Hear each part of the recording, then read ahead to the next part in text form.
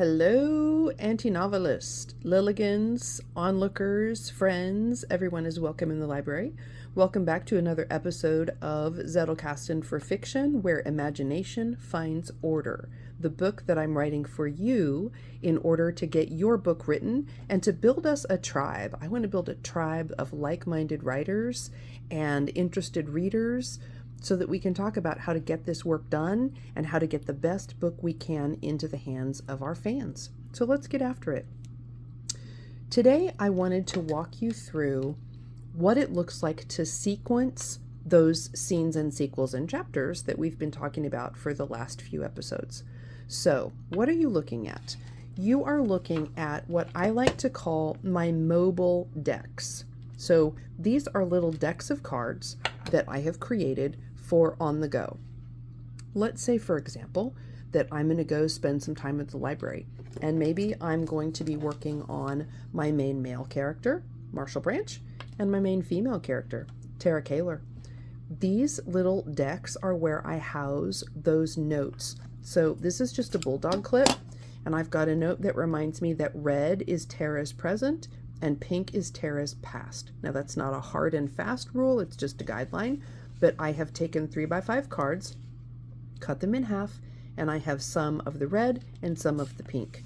And then I've done the same thing for Branch for his cards, light and dark for past and present. What that allows me to do is to work quickly when I'm capturing ideas. I'm looking at you, Julianne.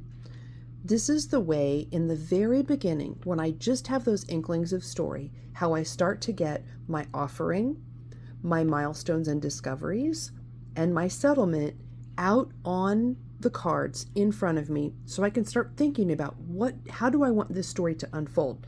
The cool thing about this episode is I found my original thought cards, which is what I like to call them, my developmental cards, for this book, this novel that I have put on hold in order to finish this book for you, which is the Zettelkasten for Fiction.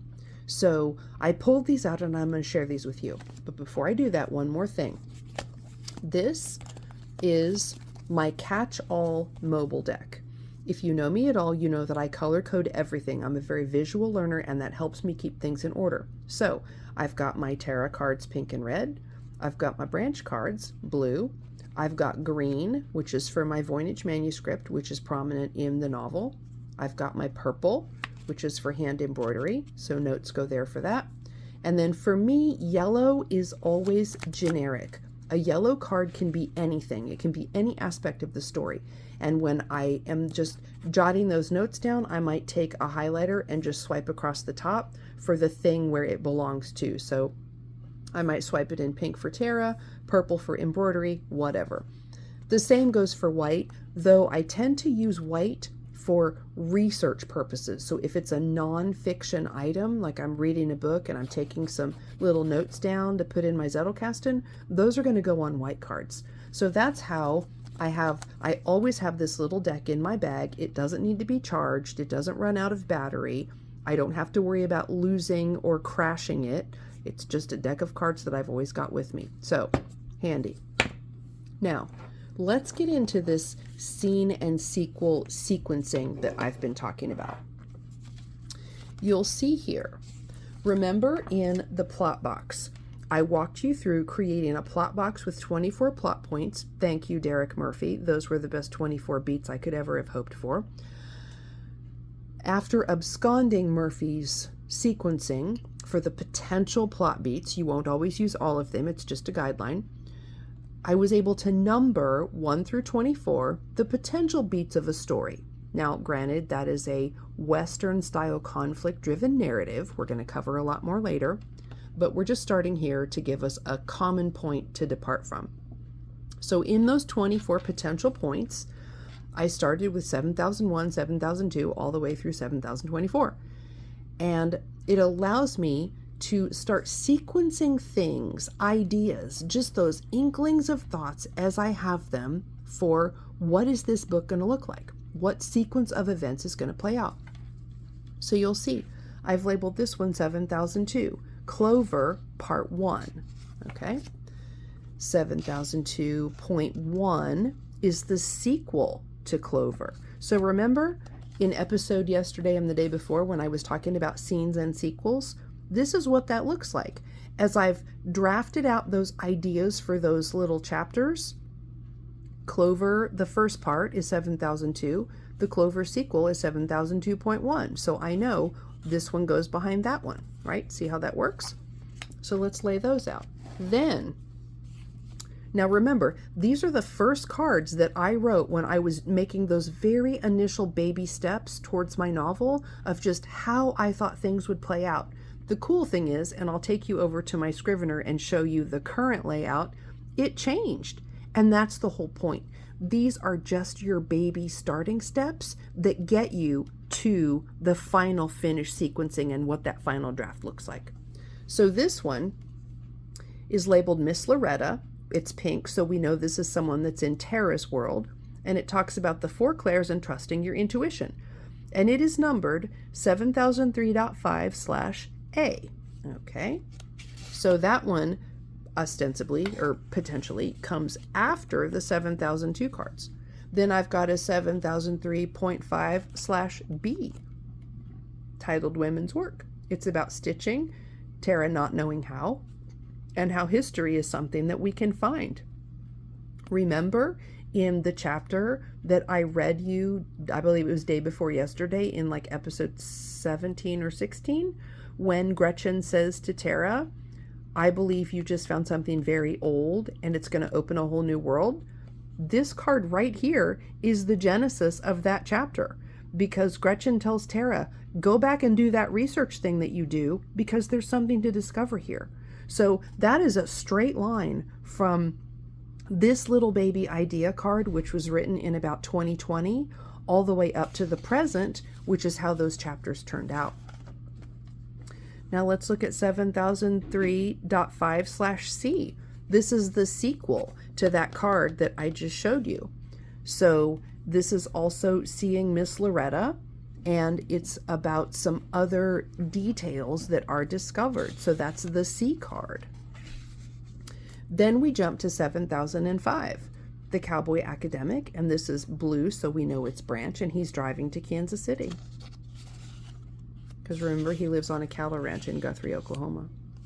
Then there's the 7005.1, which is the sequel to that card.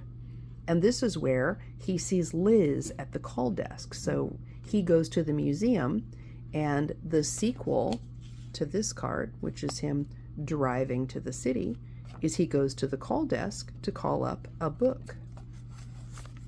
That's our manuscript, which is central to the story. 7006 is Florals and Floss. This is a scene that takes place at a shop where Tara has to take a walk because Branch has checked out the manuscript. So she takes a walk, confronts her fear of the horse fountains, and ends up at Florals and Floss where she meets her mentor.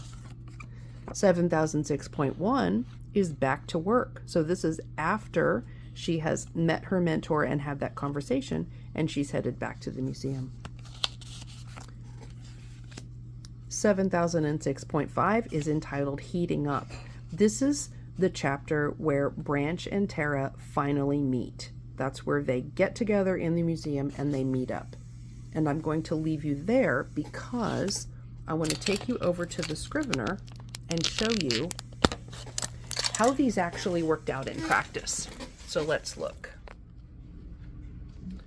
You'll notice we've got the Clover Offensive, chapters 2 and 3, and those are in the order that they were on the mobile deck cards. But then we've got chapter 5 is the Cowboy Academic, and Florals and Floss takes place in the middle. And then we've got Back to Work and Heating Up. So if we come back over here and look at these, you'll see these changed sequence. We had Clover, which took place at the beginning, but then we have the Cowboy Academic taking place, and then we've got Florals and Floss, and then these cards, which are actually labeled 7003, the 7003 cards ended up taking place after 7006 and 7005, which I thought these would happen way earlier in my story, and they didn't. I ended up moving these up to the front, having this chapter in the middle, and moving these subsequent. So these events needed to happen first in order to make sense of these, and then the 7006s came later. So the whole point of this is it doesn't matter where you begin. Get your ideas onto the mini cards. I love the mini cards because just like the exercise we've just gone through, you can move them around and start to think about, okay, if this happens here, then I need this to happen because this scene is going to require a sequel that does X. So that sequel will then lead to the next thing, which is that sequel. And then that is going to be a nice little, remember we talked about a cliffhanger or a scene sequel transition. This is going to be a nice transition, which then opens the door for that. So as you're laying out the cards, your initial numbers may change, and that's okay. It doesn't matter that your initial ideas for how you've numbered them in your plot box will change, because ultimately you will end up with everything written in your draft. And so that's the workflow. The mini cards are simply to get the ideas captured.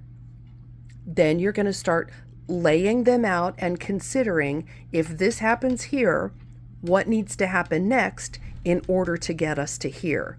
And that's when you start filling in those gaps with transitions, and that's when your story starts to unfold and make sense.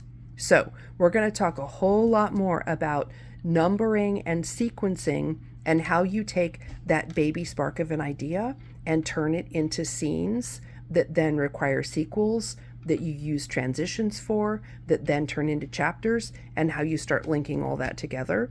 It's a very simple process, and I'm going to help you break it down so that you can master it and get that book written. So I hope this was helpful. I will see you again tomorrow when we pick up a little bit more on numbering and how to get those things onto the page ultimately.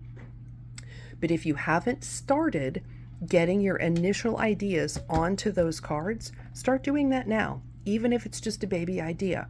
If it's an idea for the offering, if it's an idea for your milestones and discoveries and the cool kinds of things that you want to share with your reader, or if it's the settlement, maybe you begin with the outcome and you work backwards. It doesn't matter. Just get your ideas onto the cards so that we have something to work with, and then we'll go forward from there.